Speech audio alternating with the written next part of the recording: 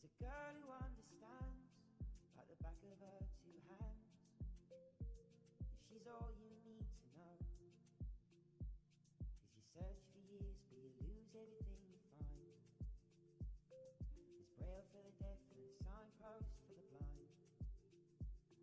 There's heaven for the cruel but the devil waits for the kind.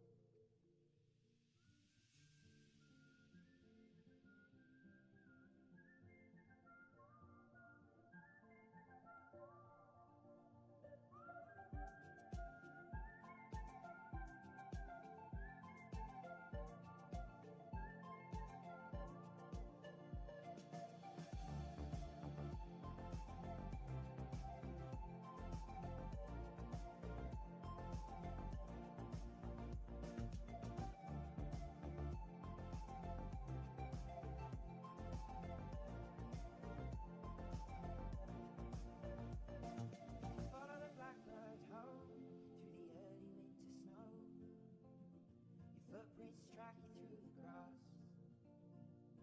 and you ache just to smell her clothes and her cooking down on the stove.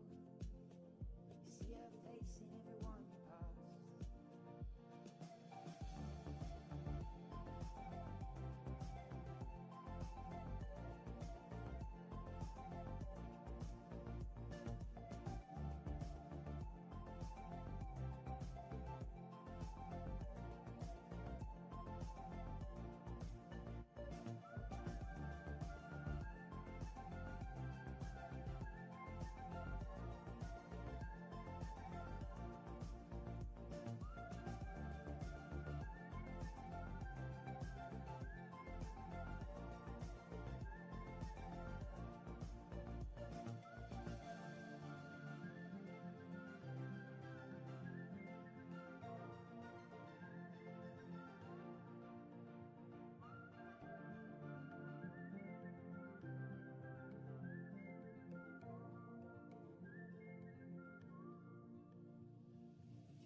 Blackbird home through the early winter snow.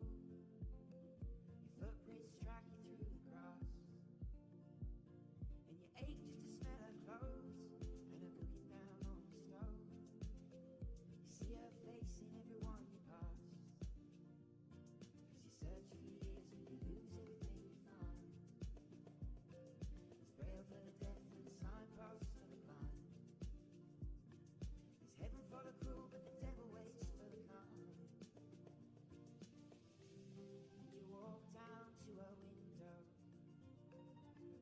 and press your face against the glass, only to find that she is happy inside.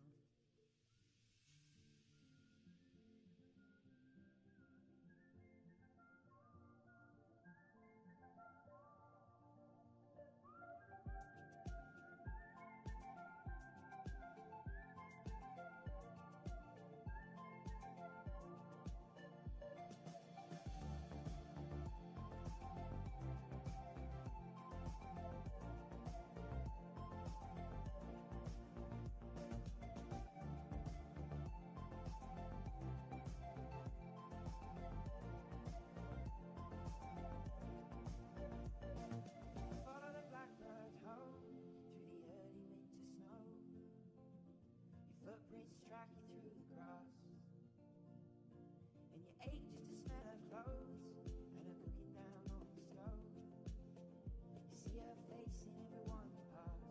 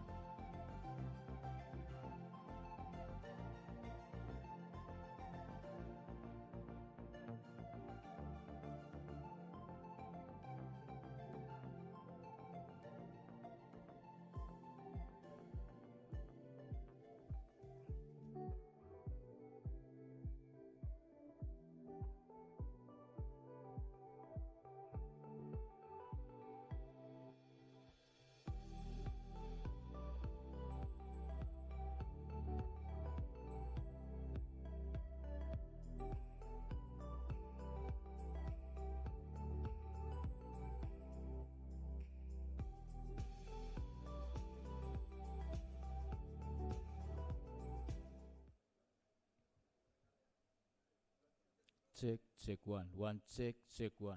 One check one. Testing one check one. Check one.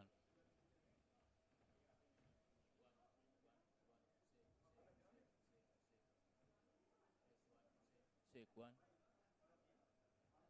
Check one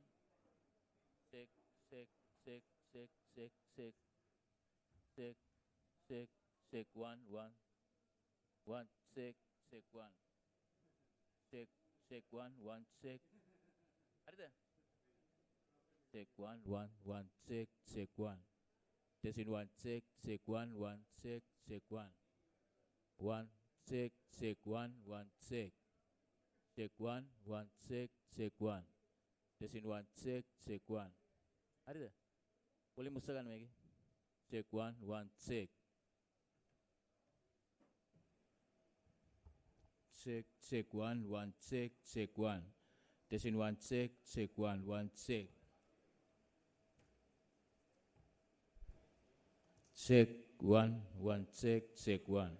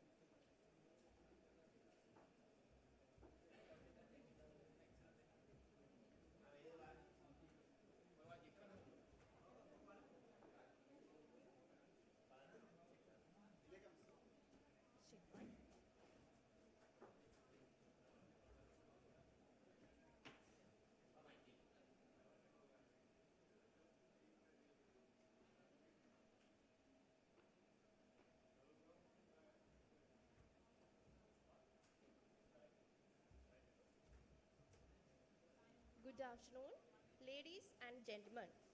I would like to warmly welcome you all to the technical session 1A, which is based on the thematic area rehabilitation, upgrading and modernization of village irrigation systems.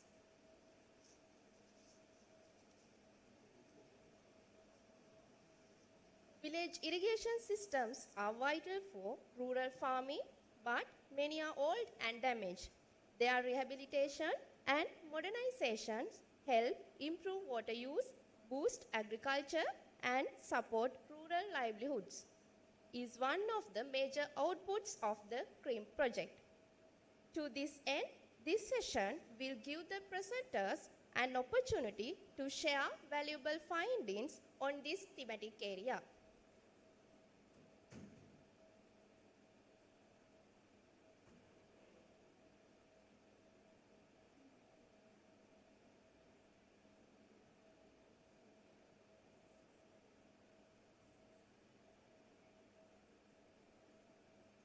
Next, I would like to introduce our esteemed co-chairs for this session.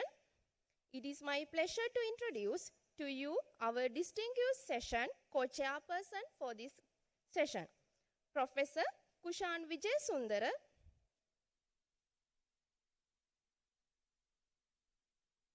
Faculty of Engineering, University of Peradeniya. Professor Kushan Kalmit Vijayasundara received a bachelor degree in civil engineering from the University of Peradeniya, Sri Lanka in 2023.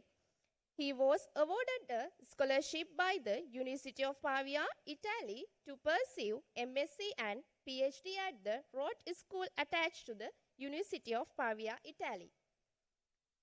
He received his MSc specialized in earthquake engineering in May 2025. He was awarded a scholarship by the University of Pavia, Italy to pursue MSc and PhD. He served as a senior lecturer at South Asian Institution of Technology and Medicine, Malabé. Currently, he is serving as head of the Department of Civil Engineering, Faculty of Engineering, University of Peradeniya. He has many international journal publications and international conference publications. Next,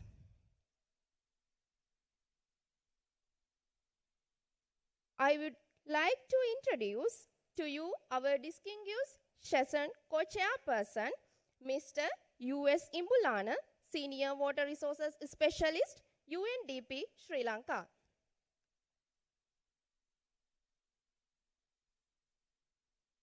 Engineer Upali S. Imbulana holds a BSc Engineering degree from the University of Moratuwa, 1981, and MSc Irrigation and Agricultural Engineering from the Utah State University, USA, in 1990.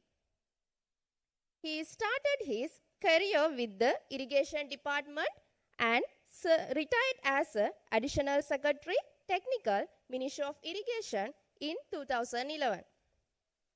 He has served in the private sector and several international organizations, including International Water Management Institute.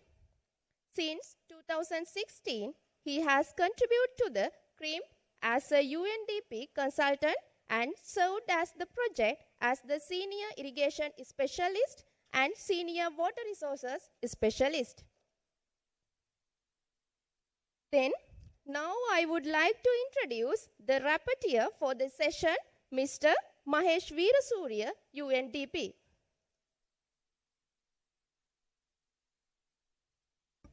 Mr. Shashitha Mahesh Veerasurya is an engineer and development specialist dedicated to advancing rural development. With a BSc in Mechanical and Manufacturing Engineering from the University of Rouen and MSc in Energy Technology from the University of Moratuwa. He brings over 16 years of comprehensive experience across the private, semi-government and development sectors.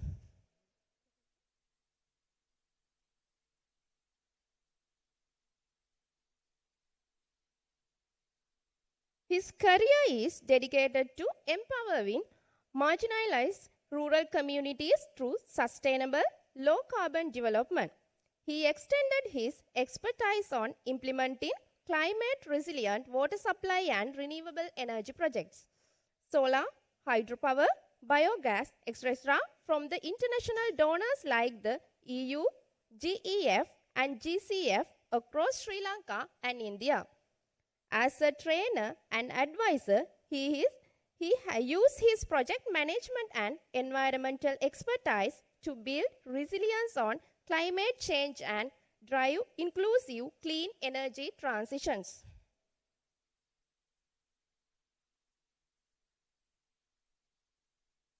Next, I would like to kindly invite the session co-chairperson and the rapporteur to the head table, and I invite you to take the charge of the proceedings of the session.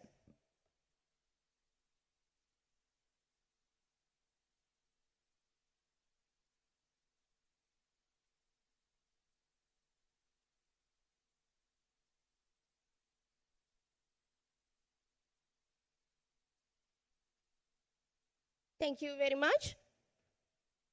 Then I also invite all the presenters for this session to take your positions at the head table.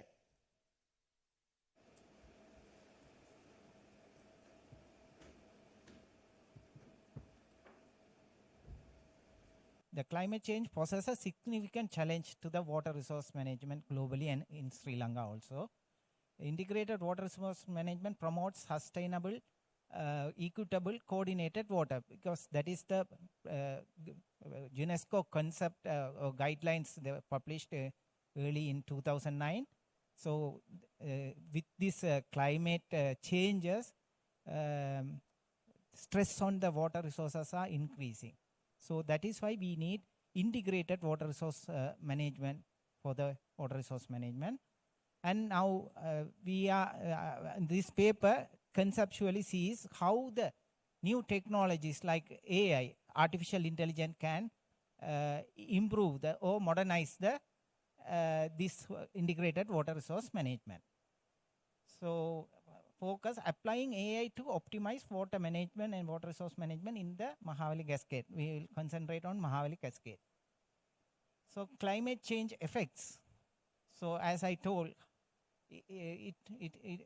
rising temperature, changing precipitation, water scarcity, ecosystem stress, human impacts, all these are due to climate change. That stress on the water resources are increasing. So how the AI can contribute in the water resource management, water resource monitoring, optimization of water use, flood and drought management, especially the flood. Now, I will come to that in the later on this slide, that something like Google Flood Hub, they are now able to monitor 21 sites in Sri Lanka with the real-time model-based flood forecasting. So this type of forecasting, now the one reason is the changing rainfall pattern due to climate change.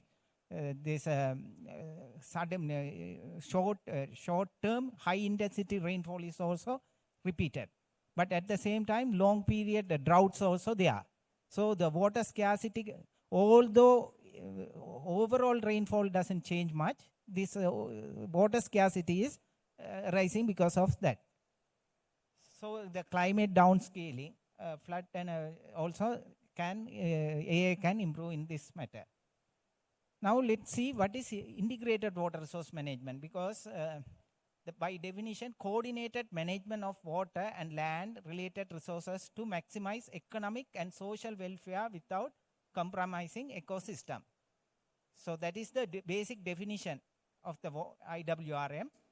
And it stands on the pillars like sustainability, equity, and efficiency, and integration. So this I thought of going on this concept paper because there were some problem in Sri Lanka also sharing the water between stakeholders. For example, the Nilwala salinity barrier and Ambatala salinity barriers are good examples, because the water board wants the salinity barrier to improve the intake, but irrigation department says they can't manage the flood, it causes the salinity barriers are causing the floods.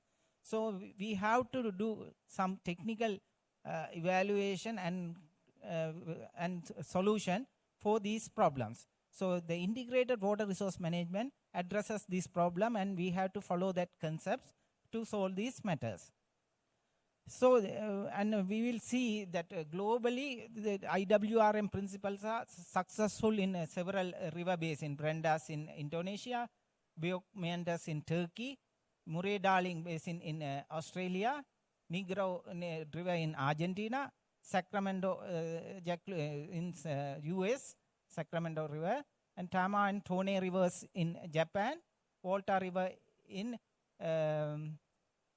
Ghana. And Mahavali also practicing, that is the reason we selected Mahavali for this modernization concept paper. Mahavali also practicing IWRM at certain level. But there are room to improve the integrated water resource management approach in the Mahavali River. So let's see now how the AI is assisting, AI can assist the integrated water resource management. So machine learning, actually in the next slide also I will show that it is the subset of artificial intelligence, and deep learning is subset of machine learning. So the machine learning, deep learning, data integration, deep learning can improve the forecasts. Now, for example, there are several studies done in, we have referred those papers. Actually, in my presentation, I didn't put the reference, it is in the paper. But within those reference, even in Sri Lankan research, there are models developed with the long short-term memory model to predict the floods. So this same model is, I think, Google Hub is also using. So we can utilize those research outputs to improve the integrated water resource management. So applying that AI models to calculate the water flow in a very predictable way will assist us to manage the water resources in more effective integrated manner. So the current limitation, mainly this limitation is a data set. So whenever we are thinking about this AI and hydrodynamic models, actually the concept paper, we conceptualize the hydrodynamic model outputs can be used as the input for the AI models like LSTM.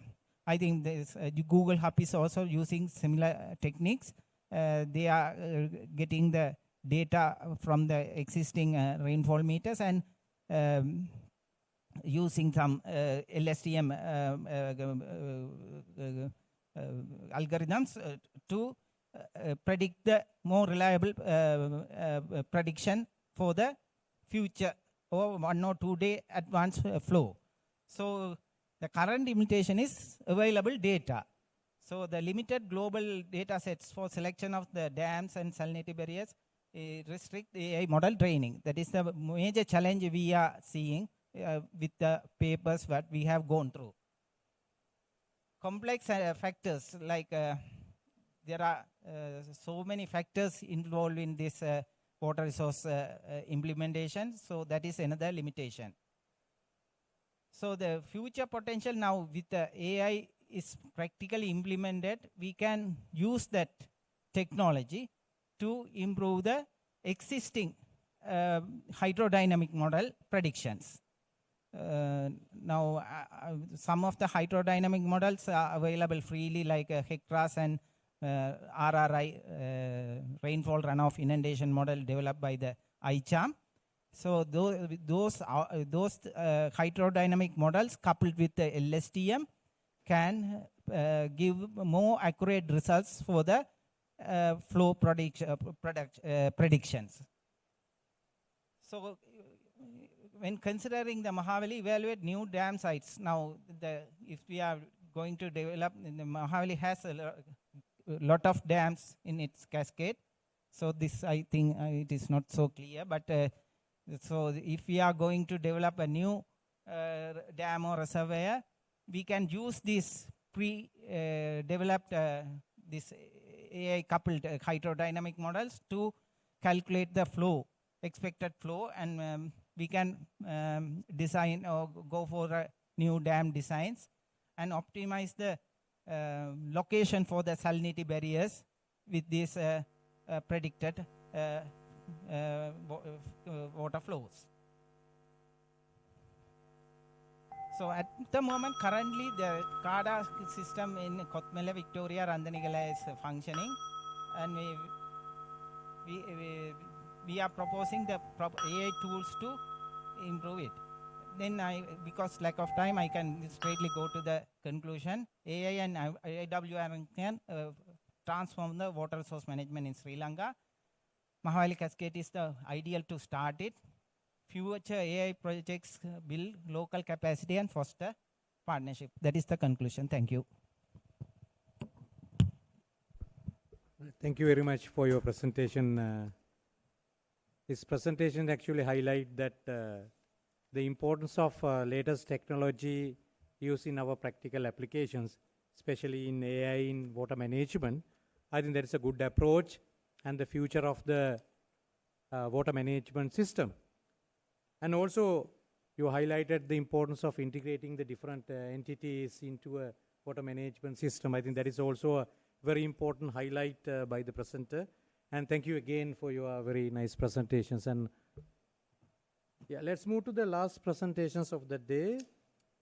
We'll move to the Mrs. Engineer Sugat B. Vijayatilaka. He's a dynamic development professional with over 25 years of progressive experience in managing and evaluating development programs across Sri Lanka and internationally. Specialized in skill development, MSME and enterprise development, capacity building, and value chain strengthening with the proven expertise in project grant management, monitoring and evaluation, and stakeholder management. And he has a very strong command of RBM LFA with a strategic focus on data-driven planning and inclusive growth across agriculture, climate adaptation, the WASH and enterprise sector. And Mr. Sugat is going to discuss today, especially the participation of civil society and local institution in rehabilitating village irrigation system. Lesson from the CRIWMP project. Over to you. Thank you.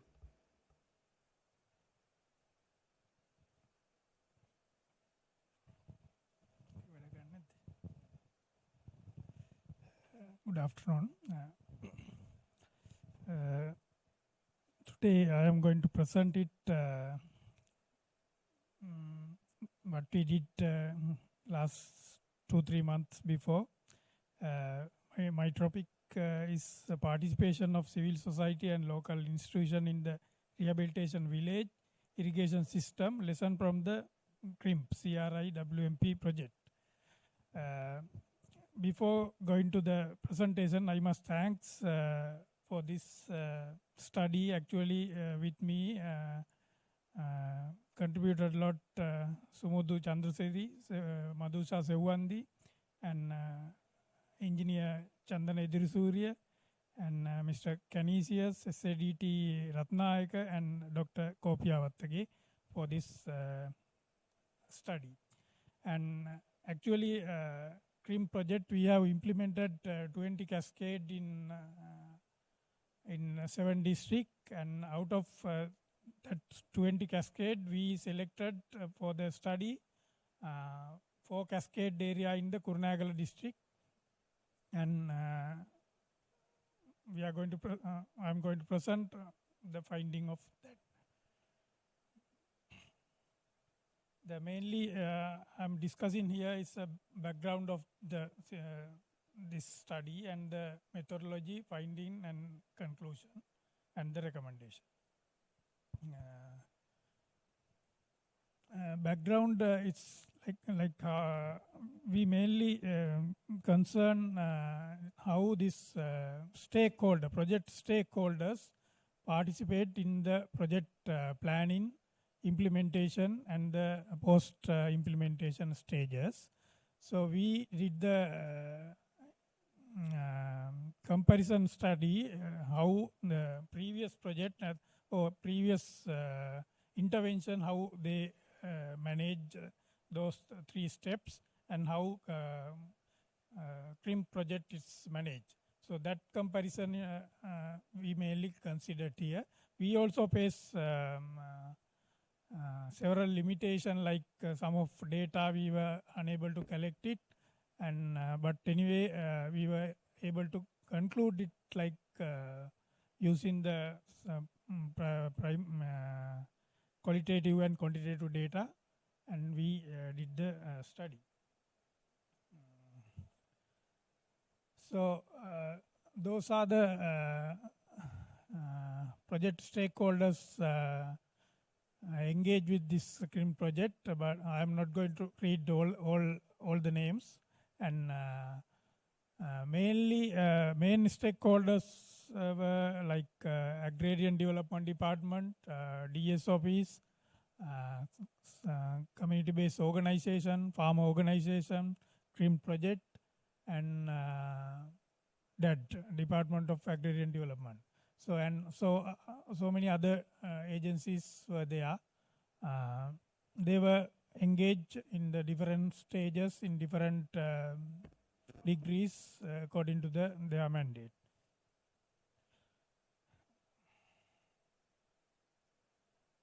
So in this slide actually, in CRIWMP and other historical other projects, how they manage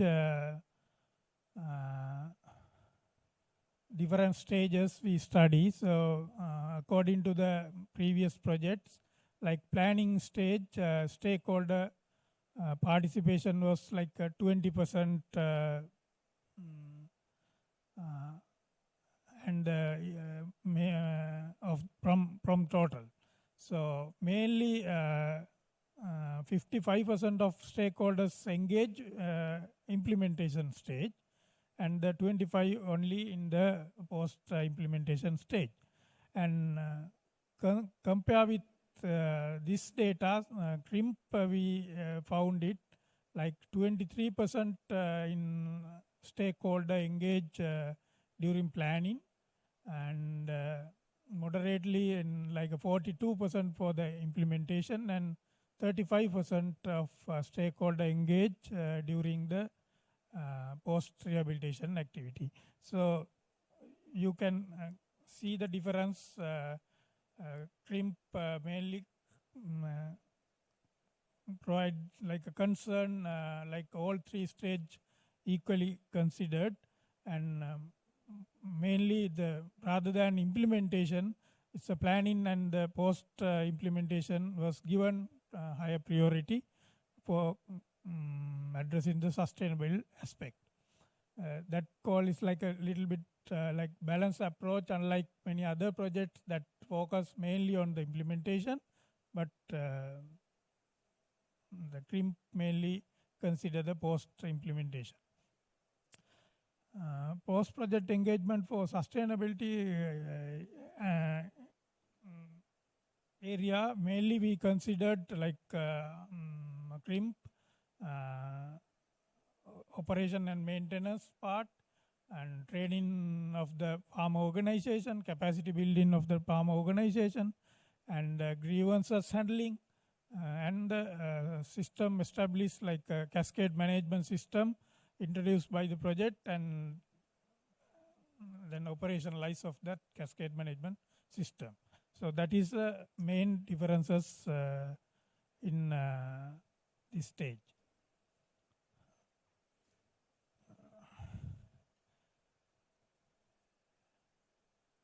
And here our finding mainly in the planning stage, how there's different organizations and different officers actually represent in their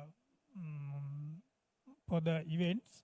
So mainly in the civil society organizations, nearly 100% they contribute for the session, these events.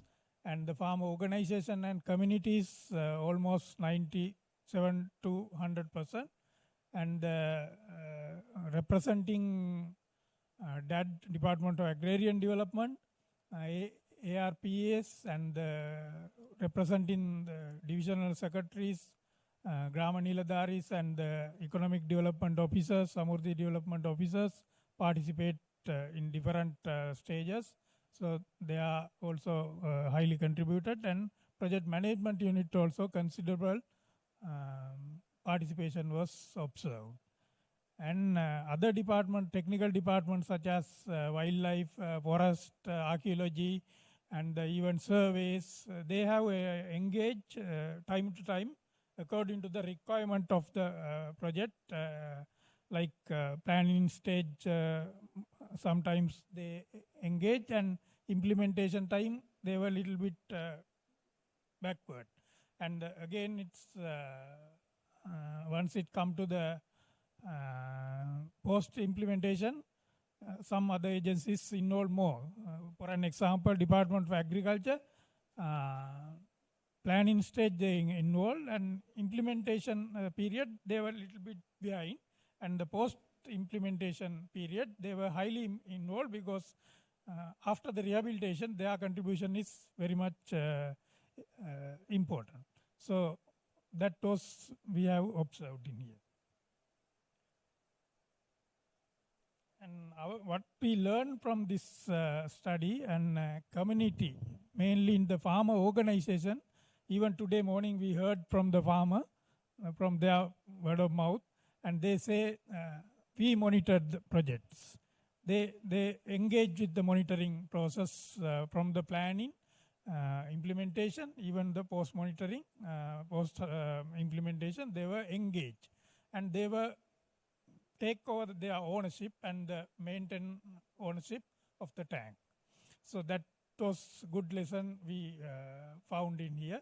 Another one is a farmer organization skills and capacity improvement is mainly concerned by the project, and they have given considerable inputs to improve the capacity to make the especially irrigation management, operation and maintenance of the system.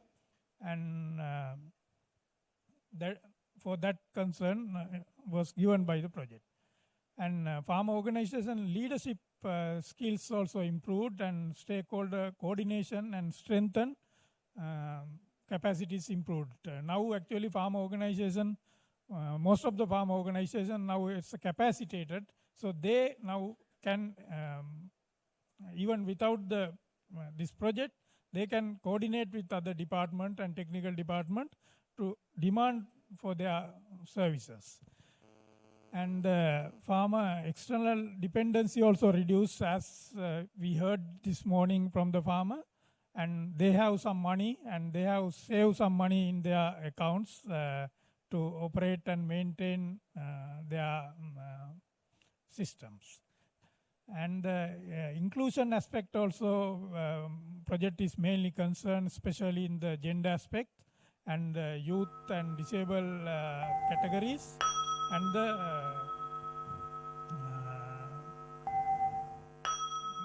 other communities.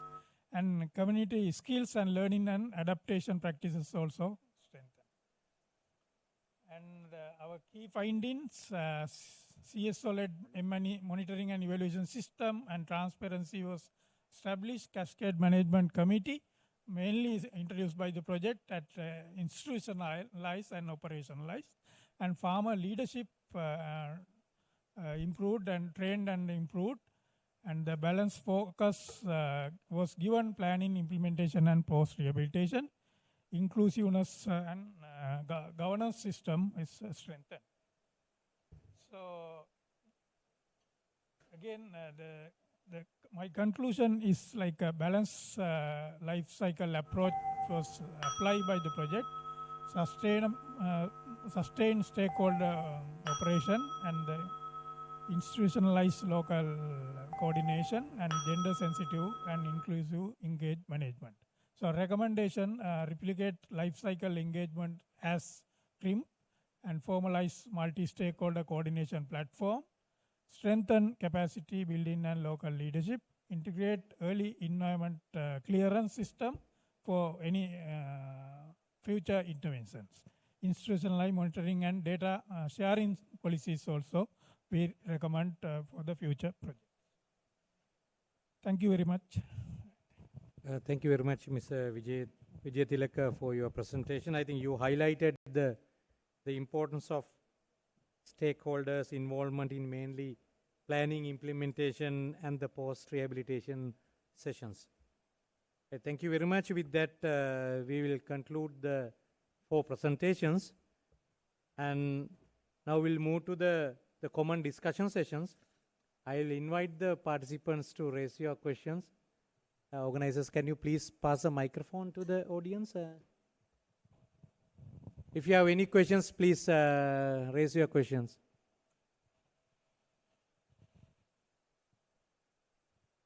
I hope you had the 4 good presentations discussing about the various aspects. I'm pretty sure that you might have certain questions on the presenters. Yeah, please.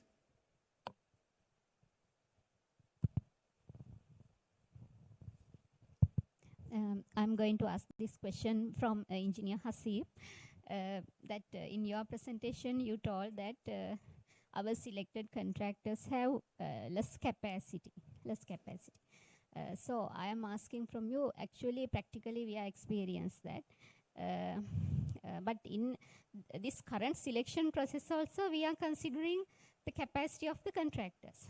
But there are some other things we can't catch it in the selection process. So what's your idea or any other reasons? Okay. Right. For that one, I can reply you like this.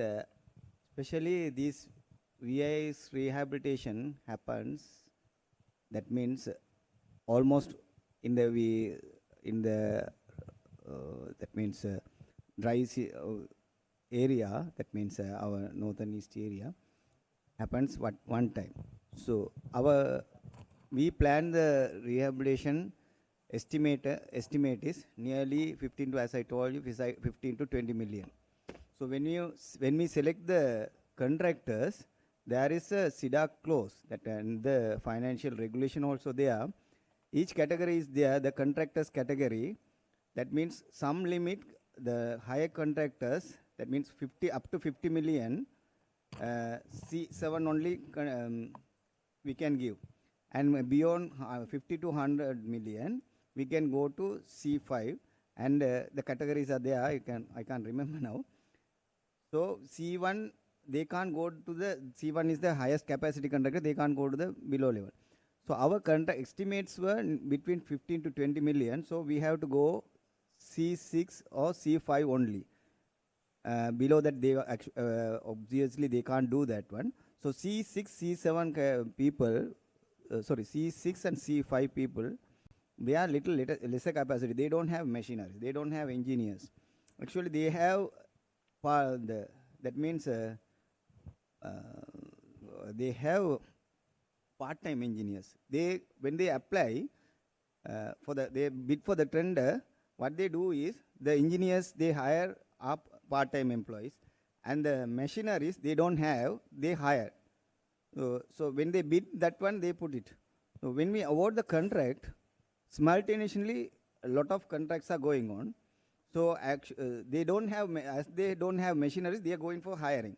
When they go to the hiring place, the machinery, the hiring person also having 2-3 machines only. That means the dosers and so those machines they distribute to others. So we have to, the contractor, particularly the one contractor, they have to wait for the machines to do our rehabilitation. So that is one problem. And they don't have the good engineers. That means they hire the engineers. So they have lack of capacity in the village irrigation. That means the billing and execution of the work. That is the problem I highlighted. When we packaging, that means we can ask, we did each and every single village irrigation system separately because we can't give all at one time. We need more machineries. If you go to the higher level contractors, they also find difficulties because they don't have experience in the rehabilitation of tanks. They don't have experience. So both problems are there. That is what I told that some places, some modification to be done in the SIDA practice also. Otherwise, we can, for some levels are there, we can't go to the C5 contractors to bring into the C6 level contractors. That means below 50 million, we can't bring it because government regulation is there. So that is the problem we have. So we have to go for the small contractors. Small contractors, that means the grade C6. So they have the problem of this, what I told, engineers, quantity surveyors, and machineries, they have problem. They don't have staff, full-time staff. I think I have answered, or you have any? Is it clear? Yeah, seems so. Thank you. Thank you. Is there any other questions from the audience? Yeah, please. Thank you. This question for the IWRM AI regarding project. Thank you very much for your interesting presentation. And when we discuss about IWRM, we can't forget about the society, the opinion of the community, especially regarding that Mahari projects. So you suggest that we can use random forest model and other model algorithm for predicting sites. So those models need big data for their accuracy. So we can take hydrology and other data in some kind of sensors and other things. So what is the opinion about how to integrate the societal part into this AI model? Yeah, it is possible to integrate, or we have to consider it separately, or will this AI model using that model? Thank you very much. Yeah, thank you for the question. Yeah, actually that IWRM, now even in my slides it is there. It should be integrated water resource management should be basin wise. One basin, one plan. That is the common saying. So for one basin, now even Murray-Darling basin, one of the Australian river basin, it is somewhat similar to our Nilwala river basin, very flat. For 1,000 meter distance, only 200 meter drop. So Murray-Darling basin also earlier handled by several states. But now they have established a Murray-Darling basin authority. So that authority handles everything under that basin. Here also now the Mahavali authority is there to handle the Mahavali river basin. So that is the reason. It includes everything, even the society. So at the moment, now how to integrate the society means, now at the moment Mahavali is taking some measures to do the field-wise, cascade, sub-cascade-wise committee establishment. They are establishing the committee to get the data and coordinate and other things. So actually the data, SCADA system is also there. For your question about the data, the SCADA system is also there, but it delivers the water level only. But it is not sufficient to make the prediction. We need rainfall data. Rainfall data has to be obtained from other agency like Met Department, or some extent NBR also have rainfall data. But yeah, those are the way to get the data. And actually why I am suggesting to AI implementation is we have a very good water resources, but we have water scarcity problem. So to manage that kind of a very big data, we need new technologies. Just because AI is new, I am not saying AI should be used, but I see a very good future by integrating AI and IWRM. We can have a very good water management, because since we have a lot of water resources, integrating new technology with the integrated water resource management, even the integrated water resource management is not at the moment not much practiced. Only for Mahavali Basin, since it is handled by the one authority, there is to some extent they were able to practice it. But for the whole 103 river basins, we should have some river basin wise management. Then only we can manage the river basin. So that is, I don't know whether my answer is sufficient. Yeah, thank you. I think it's a very good question. And just to add a little thing on that question regarding the data, especially when you get the AI model or machine learning models for predicting of the flood, it should be live prediction. For example, if you get the certain precipitation in a rainfall gauges and you incorporate into hydrodynamic model and predict the flood, it takes longer time and needs certain analysis time. Oh no, completely hydrodynamic model can be replaced by a AI model. Then immediately after having a rainfall data, you can get the, in a fraction of a second, you can get the warning for the downstream residents or in the downstream of the Cascade Dam system. I think then we can get the forecasting quite faster and more accurately. I think that will partly address the problem in the society. One of the issues with the society that we are getting these early warnings are quite late, or we don't have a quite fast early warning system and to evacuation or a decision making process. But we can do it with the AI model. We can make the process quite faster. As the speaker highlighted, that the integrating of all the entities into this water management system through the AI model, so then it will be a one prediction. I mean, that predictions need everybody's supports. Then naturally all the institutions will be integrated to have a common goal. So then we all will have one simple model. Or even we can integrate all these river basins together wherever the rainfall comes, and we can predict that flood forecasting, and that definitely will serve the society, and the society part will be incorporated naturally. Because we can predict the flood forecasting quite fast. And going beyond that, what about the weather forecasting?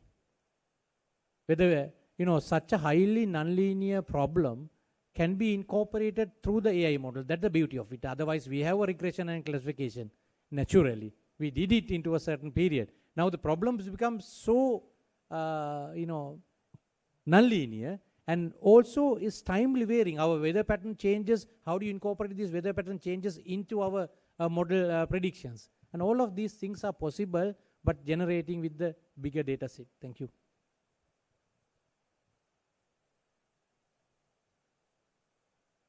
We can go for more questions, and I am supposed to end these sessions at 4:40. So we have 6 minutes more. I can allow a few more questions, please.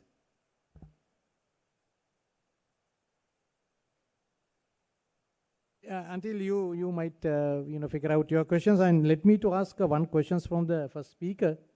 I don't remember yes. Could you please tell your name? And I forget your name. I'm Muralidharan. Right, yes, please.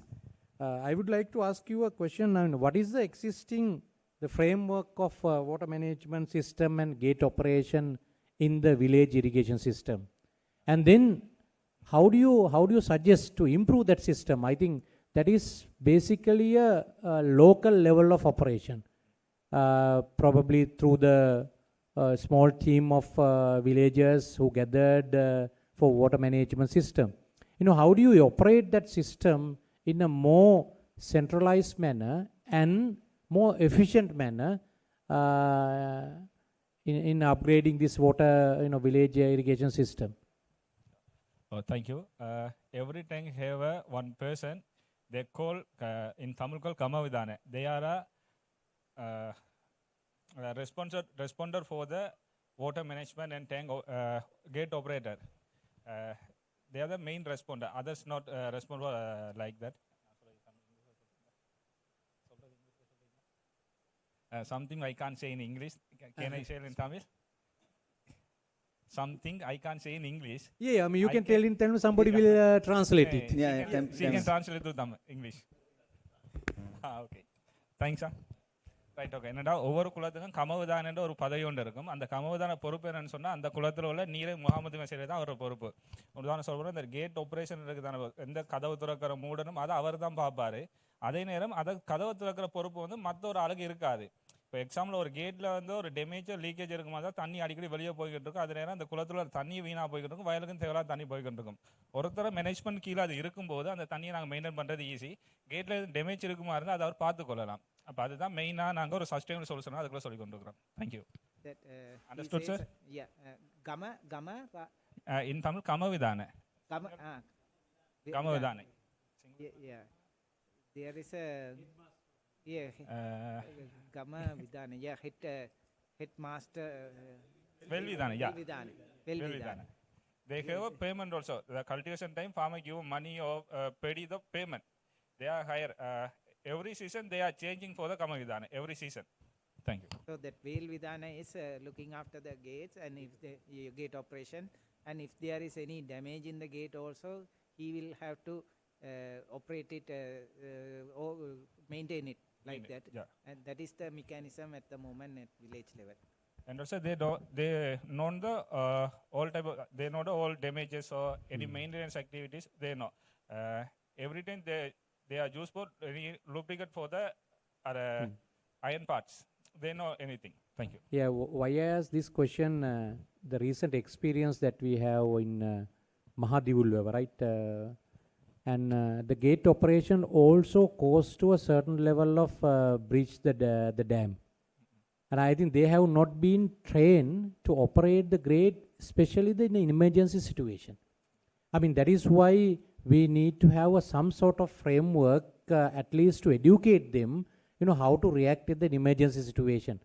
And unfortunately, if the wrong decision been taken, because no engineers by that time at the dam, and only this operator will be there, he take the decisions by himself, probably that might lead to a certain disaster. So then it's very important to have a certain framework to educate them, as well as how to operate them, especially in the emergency situation. What do you think? In emergency situation, they can't take any decision individually. They have AS Agrarian Service Center, ARP, Agriculture Research Protection Assistance. Right. He will provide instruction to them how to protect in difficult situation. Right. Then in cascade level, top level water, he open any water in top level, definitely next time's damage. Water level is increased. The instruction through the ARP, Agriculture Research Protection Assistant. Anytime they are talking how to maintenance or a difficult situation, how to maintenance, all instruction through the department. Thank you. Thank you. Thank you. So one last questions from the audience.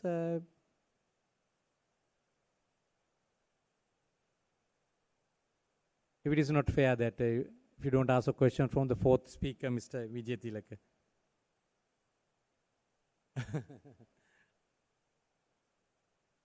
Yeah, let me to ask a very simple question. And Mr. Vijay Tilaka, I think you have highlighted that the stakeholder involvement in planning, implementation and rehabilitation, post-rehabilitation stages. I mean, according to the current practice in Sri Lanka, I think you have presented certain data.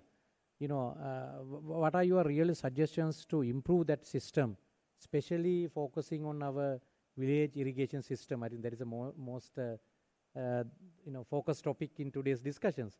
What is your opinion on this? And especially, I think you have presented the data and you have given certain recommendations. And just to highlight further that what are the immediate steps to be taken to make that system more sustainable? Thank you. Yeah, this project actually for that purpose, it's introduced cascade management system. Correct.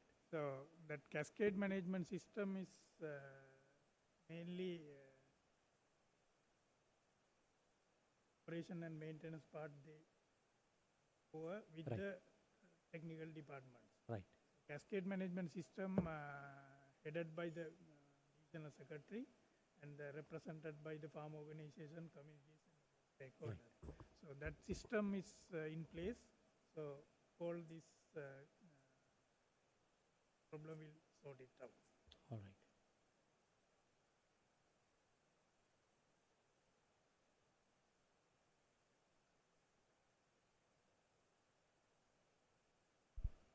We can wind up the session. And let me to thank again the 4 presenters. I think you have highlighted the certain important aspect of improving our village irrigation system. That is a very important note I can point it out here. And let's have a round of applause for appreciating their effort in presenting us this improvement in the irrigation system. Let's have a round of applause for appreciating their work. And also, thank you very much for the audience. I think you have raised very valuable questions from the presenters. And thank you, audience. I think you patiently listening to us and participating actively in this session. Thank you very much. And then I will hand over the sessions to the main organizing committee. Yes, over to you.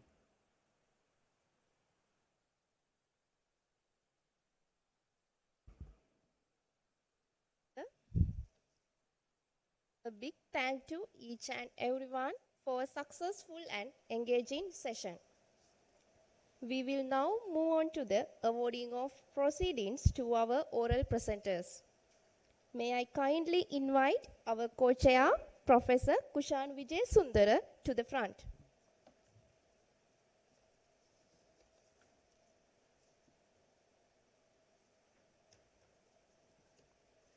I would like to invite to the presenters to come forward and receive the proceeding. First, I invite on behalf of Mr. Liyanage SM, Mr. J. Muralidharan.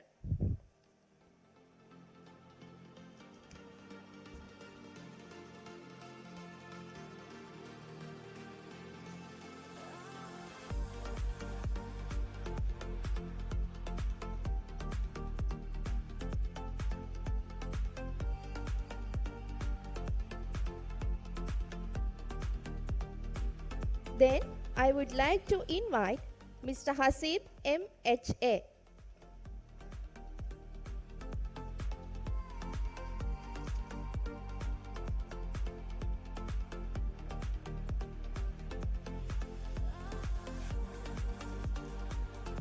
Thank you very much, sir.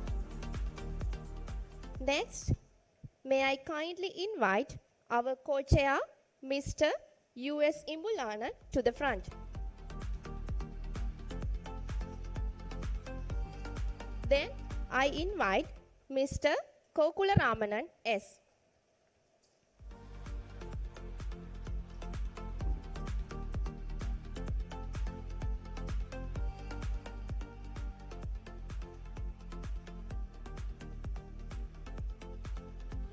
Then may I kindly invite Mr.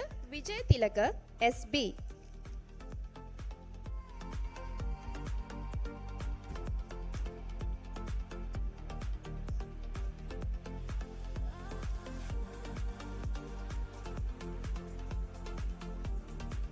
Thank you very much, sir. Next, we will present token of appreciations to our session co-chairpersons in recognition of their invaluable contribution to the technical sessions. May I kindly invite Mr. Mahesh Veerasurya to present the token of appreciations.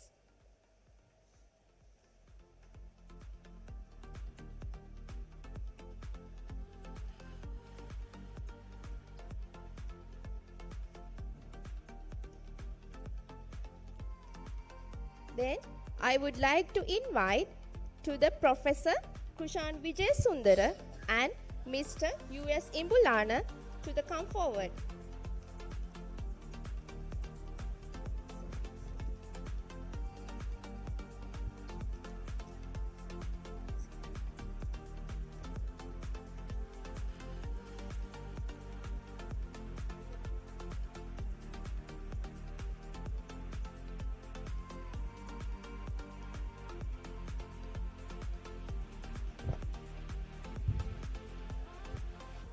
So, then may I kindly invite Engineer M.H.A. Hasib to the come forward and present the token of appreciation to the rapporteur for the technical session.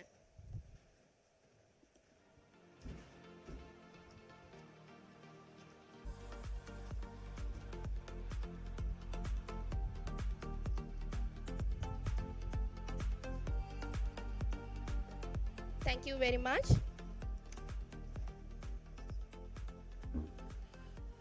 Ladies and gentlemen, this concludes our session. On behalf of the organizers, I extend my sincere thanks to the session co-chairpersons, the rapporteur, our presenters, and all of you for your participation. Let us continue to strive towards building climate resilient villages and communities. Thank you and have a good evening.